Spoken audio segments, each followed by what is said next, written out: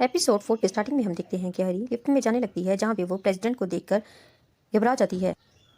वो अपनी पहचान छुपाने के लिए आंख पर पट्टी लगा लेती है ताकि वो मुख्तलिफ नजर आए।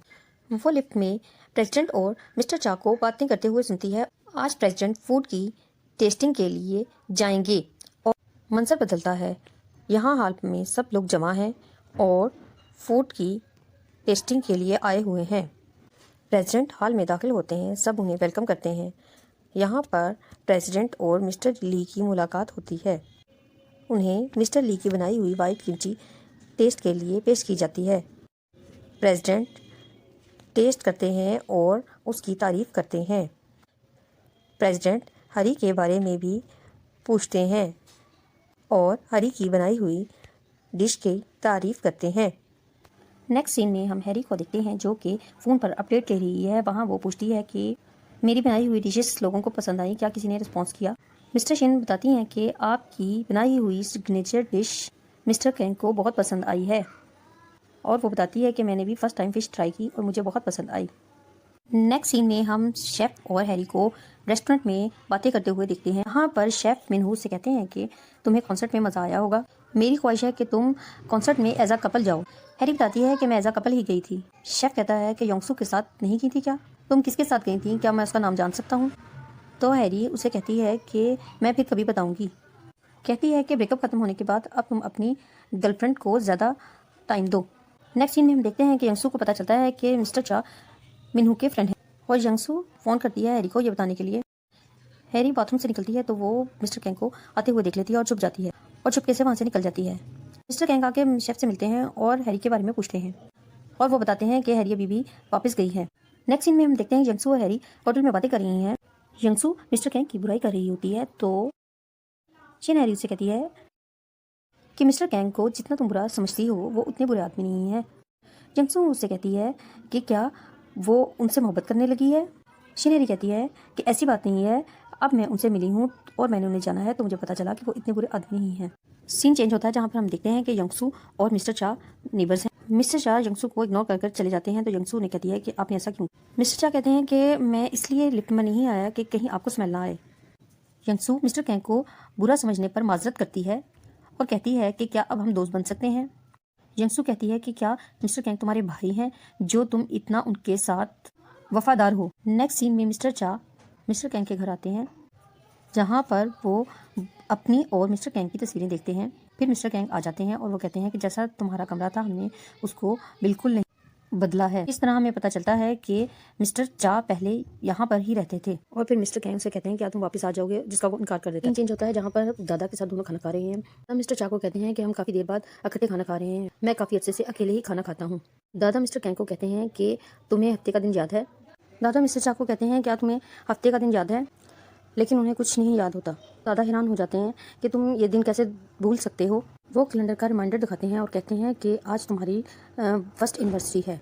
फिर वो तमाम मीटिंग कैंसिल करने का कहते हैं। एक सीन में हमें फार्म हाउस दिखाया जाता है जहाँ पे दादा अपने बिजनेस पार्टनर के साथ बात कर रहे हैं। वापसी में वो देखते हैं कि फार्म हाउस में शूटिंग हो रही है, जो देखने के लिए वो रुक जाते हैं और वो उनके एक्ट पर बड़ा खुश होते हैं। चेयरमैन कैंग को देखकर मिस शिन हारी परेशान हो जाती है और भाग जाती है। चेयरमैन कैंग बैठे होते हैं तो वहाँ पर फ़ोन आता है और उन्हें बताया जाता है ये फ़ोन शिनहारी का है। वो शिनहारी को बुलाती हैं कि वो अपना फ़ोन ले लें। दरअसल वो फ़ोन मिस्टर कैंग का था। वो फ़ोन देख के घबरा जाती है और वहाँ से भाग जाती है।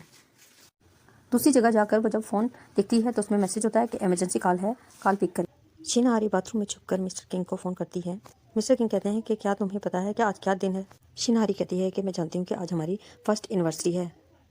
मिस्टर कैंग कहते हैं कि तुम्हारी याददाश्त इस मामले में बहुत अच्छी है, अब हमें मिलना चाहिए।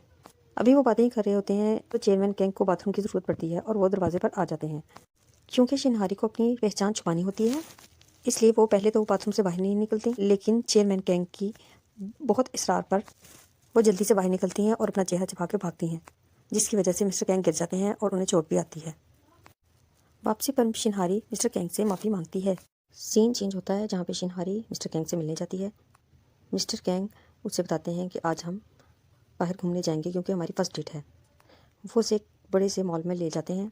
शिनहारी कहती है कि ये तो सब कुछ झूठ है, हम तो सिर्फ आपके दादा को दिखाने के लिए ऐसा कर रहे हैं। मिस्टर कैंग कहते हैं कि मैं जो भी काम करता हूँ वो परफेक्ट करता हूँ और आज हम जो कुछ भी करेंगे वो दादा को पता चल जाएगा, जिससे उन्हें पता चलेगा कि ऐसा सब कुछ सही है। फिर वो उसे बहुत सारी शॉपिंग करवाते हैं।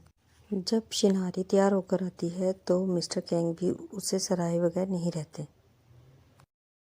शॉपिंग के बाद वो दोनों डिनर पर जाते हैं, जहाँ पर मिस्टर कैंग को सब जानते हैं और शिनारी को भी बहुत इज्जत मिलती है। वहाँ का डिनर शिनारी को बहुत पसंद आता है।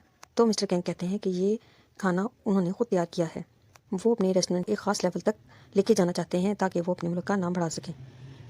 सीन चेंज होता है, जहाँ पर यंगसू और मिस्टर चै की मुलाकात होती है जिम के अंदर। मिस्टर चै उसे नज़रअंदाज कर देते हैं। जिम के दौरान भी यंगसू मिस्टर चै की तरफ देखती हैं।